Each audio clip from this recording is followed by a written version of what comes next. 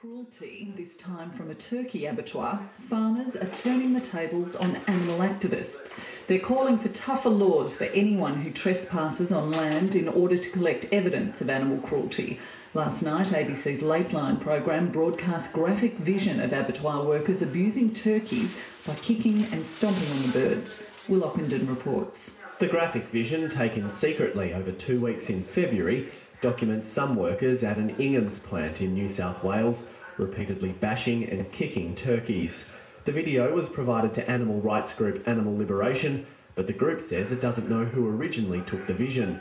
Emma Hurst is Animal Liberation's campaign manager. There would be no need for secret footage if this sort of stuff wasn't occurring. But farmers want tougher laws for people who trespass or break into facilities to install secret cameras.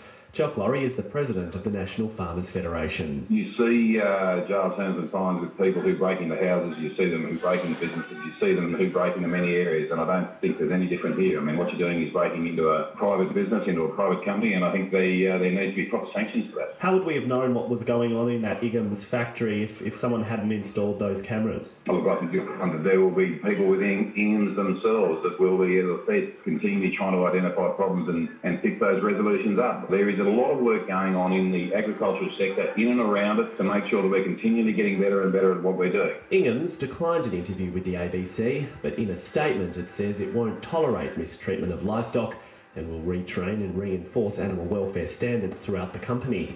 But Emma Hurst from Animal Liberation says government needs to get tougher in monitoring processing plants. The government and the authorities need to really step up to try to, really stop these major and extreme forms of abuse, and that's the priority here. And I don't think that there would be activists or workers or anybody trying to install cameras if these sorts of things weren't actually occurring. The animal welfare debate is one of claim and counterclaim.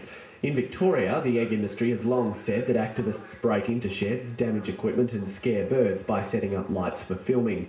Brian Ahmed is the president of the egg group at the Victorian Farmers Federation. We would like legislation that makes them accountable, where there are hefty fines or criminal charges on what they're doing, because it is vandalism. In America, some states have introduced laws which make it illegal to take photographs on farms or for activists to lie on job applications if applying for employment at an abattoir. The VFF says the US also has legislation called the Animal Enterprise Terrorism Act. It threatens people who interfere in the operations of an animal enterprise with up to 20 years in jail. Brian Ahmed. We're hoping government here can see the benefits of doing something like this, because these people are breaking into sheds and causing damage, and there's no ramifications for their action. Emma Hurst from Animal Liberation says instead there should be laws to protect people who speak out about animal cruelty. What we're seeing overseas, obviously, is the push for things such as ag gags. The real reason for these ag gags is really to stop these sorts of exposés from actually reaching the public. Now, there's a big public interest in actually knowing what's actually happening at these places, and to actually stop people from being able to expose cruelty really is focusing on trying to hide and cover up the fact that these issues occur, rather than actually focusing on the far more important issue of actually trying to stop these issues from occurring in the first place. That's Emma Hurst from Animal Liberation, ending Will Ockenden's report.